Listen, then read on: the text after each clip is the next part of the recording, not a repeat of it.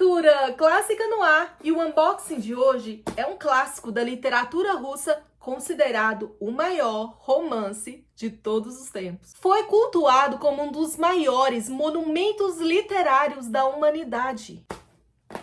Anna Karenina.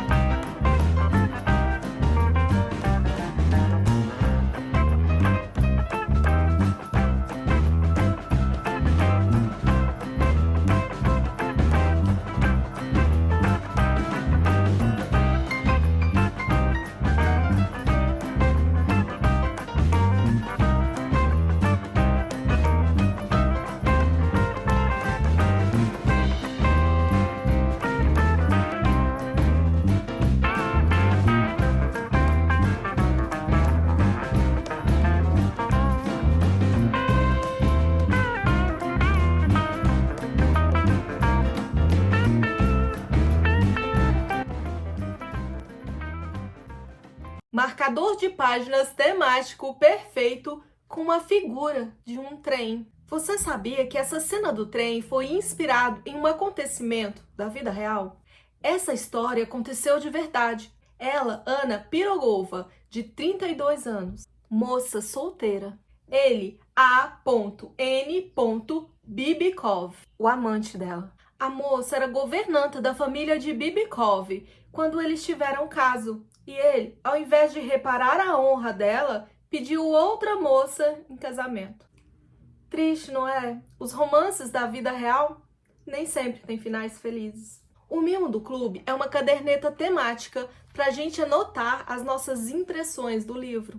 Estudos sobre esse clássico, quotes do romance e até, por que não, fazer uma guia de leitura. Aqui nós temos um brasão. O brasão representa o status social e o dever. Aqui nós vemos um cavaleiro, que é a honra, então vai significar que nós temos uma família aristocrática. Em miúdos, o brasão é a representação das expectativas sociais, ou seja, de como uma mulher deve se comportar na sociedade. Aqui nós temos várias folhas que partiram do brasão. Isso significa que o brasão é também símbolo da opinião pública. É a personificação de todas as regras da sociedade que a protagonista quebra. É o julgamento e a hipocrisia, o conflito entre a paixão pessoal e as obrigações sociais. E aqui a fotografia do autor, que foi a primeira fotografia de retrato colorida da Rússia. Você sabia?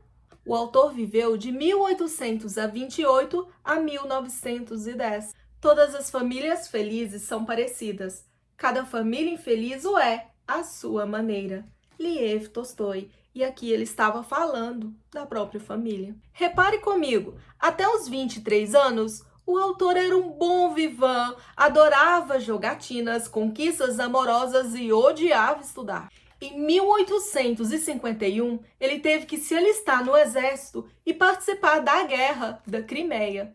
E foi aí que o garoto cresceu e conheceu de fato a fragilidade da vida humana. Depois de ser dispensado, ele viajou para a Europa e teve contato com ideias modernas. Foi aí que ele conheceu a Sofia, que viria a ser esposa dele. Esses acontecimentos foi o choque de realidade que ele precisava, porque mudou completamente a forma como ele passou a ver a vida e o mundo. Chegou à maturidade. Ao voltar para Snaia Poliana, e guarde esse nome porque é um nome muito famoso, é o nome da propriedade que ele herdou e qual viveu praticamente pelo resto da sua vida. O Tolstói, cheio de idealismo, abandonou a sua condição de herdeiro latifundiário e foi viver entre os camponeses como um deles. Tolstói foi escritor, pedagogo, soldado, anarquista, pacifista, vegetariano, cristão e camponês. Um homem à frente do seu tempo, com todas essas estranhices,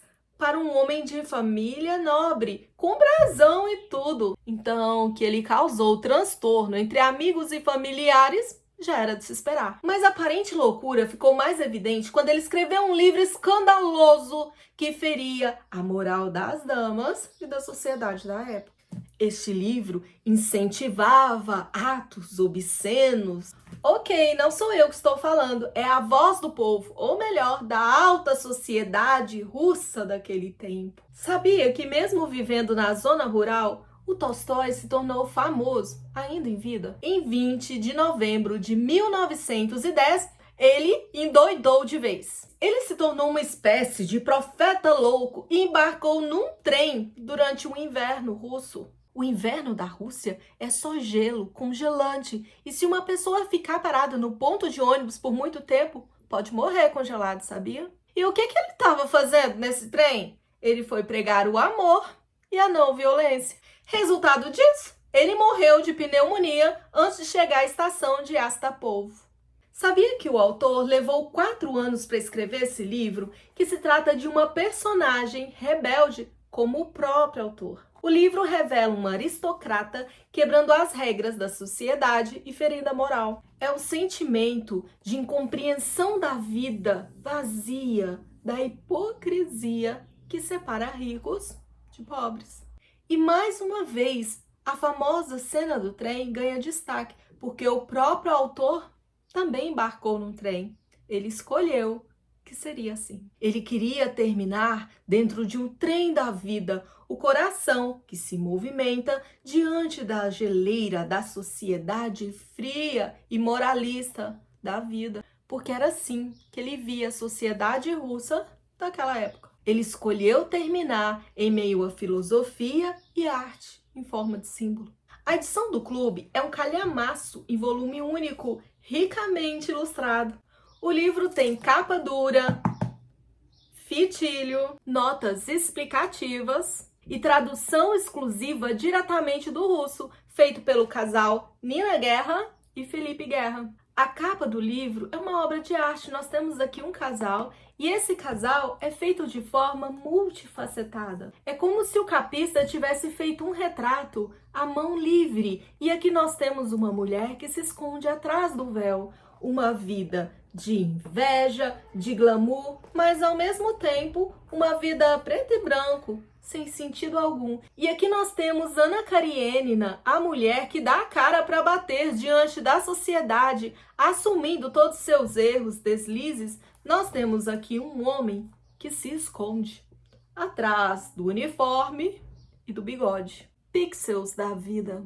Daí fica a dúvida, atrás do véu da sociedade moralista da Rússia, será que todos são poços de virtude? O pôster do livro também traz o autor em forma de pixels multifacetados, assim como a personagem do livro. Já por isso, já sabemos que a personagem do livro tem muito do jeito de pensar a vida do autor. Não é segredo para ninguém que esse é um livro extenso, denso, com vários núcleos e dezenas de personagens. Cada personagem é retratado, ora pelo nome, ora pelo sobrenome ou pelo título. O nome deste recurso na literatura é chamado de patronímico. E para ajudar a saber quem é quem, a edição do clube trouxe uma lista de personagens organizados por família. Então já aproveita e faz um mapa em forma de árvore genealógica para evitar a ficar perdido. A história vai retratar a Rússia no século XIX. Tolstói acreditava que a literatura devia ser um verdadeiro serviço de amor ao próximo. É por isso que os personagens dele eram gente como a gente, cheio de virtudes e também de defeitos. Essa história vai narrar a trajetória da personagem Ana. Ana é bela, elegante e apaixonada por literatura inglesa. O livro vai retratar Anna Karenina como esposa, amante e mulher no meio de uma sociedade russa moralista do século XIX.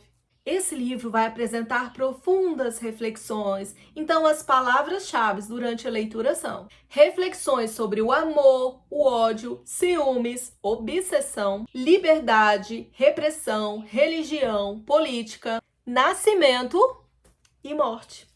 Ana é uma aristocrata que parece ter tudo: beleza, riqueza, importância, ascensão social. Não é à toa que a edição vai trazer esse tom de amarelo como fundo, porque esse tom de amarelo, no dicionário de cores da literatura, representa o ciúme, a inveja, a doença, a obsessão, a amargura. Ana, porém, sente que a sua vida é vazia de sentido, até encontrar Vronsky. Vronsky é um impetuoso militar. Olha as corujas, só secando, só corujando, só observando a vida da Anna Karenina. O caso de Ana escandaliza a sociedade, trazendo um rastro de ciúmes e amargura. Temos histórias paralelas, igualmente com profundas reflexões sobre o sentido da existência.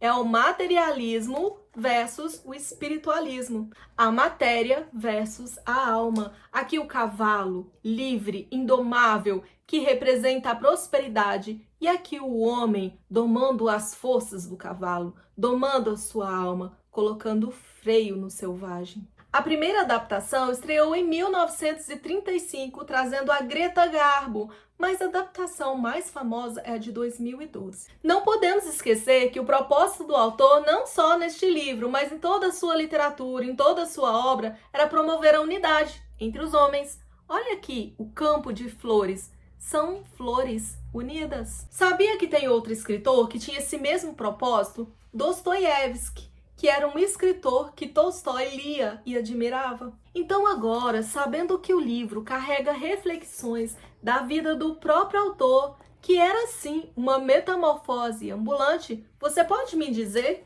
que tipo de Tolstói é você? O galã? O conselheiro? O contador de histórias? Entediado na reunião de família?